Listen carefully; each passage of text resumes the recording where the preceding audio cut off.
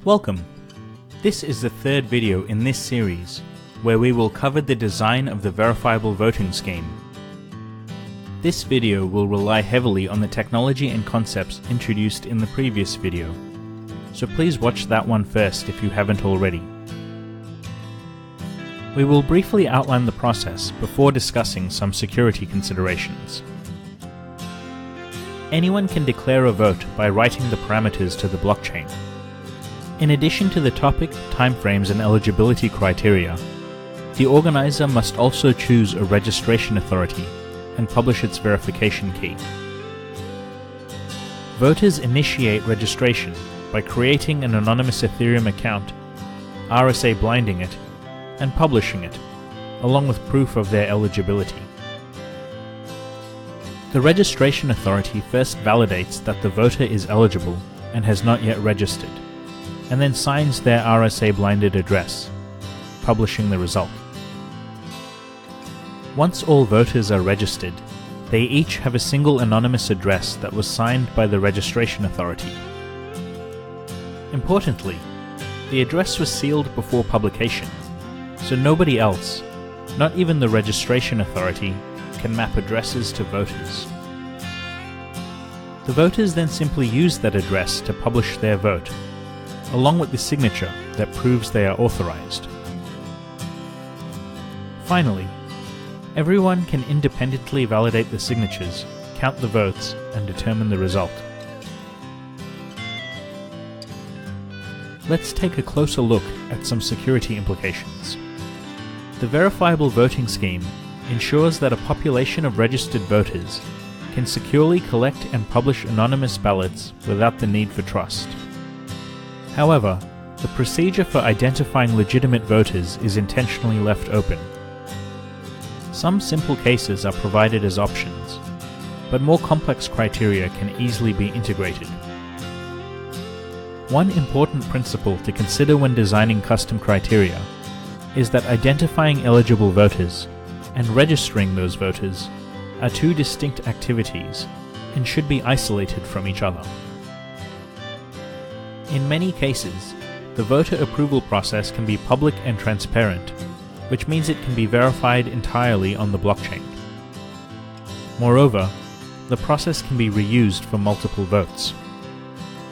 Crucially, it also constrains the role of the trusted registration authority to simply reading the blockchain and signing the relevant RSA blinded addresses, which limits the scope of potential vulnerabilities.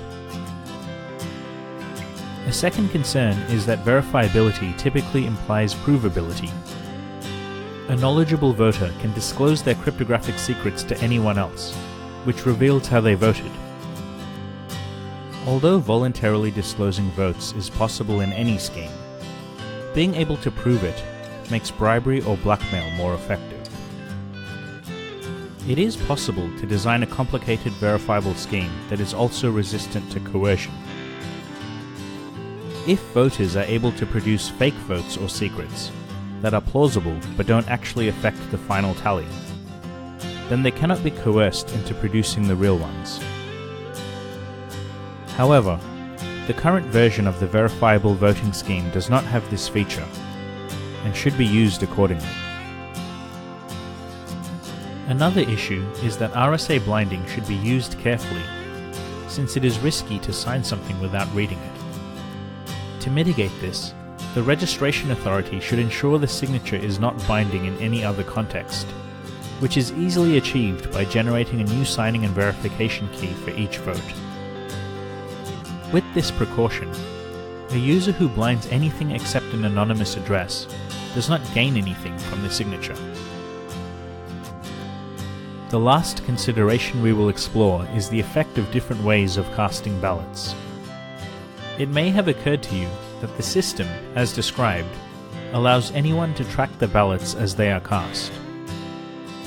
This means that a voter can see the running total before deciding how to vote. This is the expected behavior in a continuous voting model, where voters can change or refine their ballots over time, and may be acceptable in other cases. However, there are two alternatives that can be chosen by the organizer. each relying on a different cryptographic technique. The first technique is known as asymmetric encryption, which allows someone with a cryptographic lock to seal a message that can only be opened with the corresponding cryptographic key. In the context of this scheme, it would work as follows. When declaring the vote, the organizer chooses a trusted vote authority to generate and hold the key. They then publish the lock to the blockchain. All voters lock their ballot before submitting it, which ensures it remains private. After the vote authority publishes the key, which allows everyone to open the locks and count the ballots. The main disadvantage of this scheme is the introduction of a vote authority, who must be trusted not to read the still anonymous ballots as they are cast, or to reveal them to anyone. They must also be trusted to eventually publish the key. The second technique is known as a hash commitment, where a voter can publish an irreversible fingerprint of their ballot, which proves that they have already chosen the content. When the voting phase ends, they can then publish their actual ballot, which must match the commitment to be considered valid. The main disadvantage is that this requires an extra phase, and voters need to remember and secure secret values between the phases. However, it retains the principle that voters are in control of their votes. Join me in the next video, where we will discuss some technicalities of the system.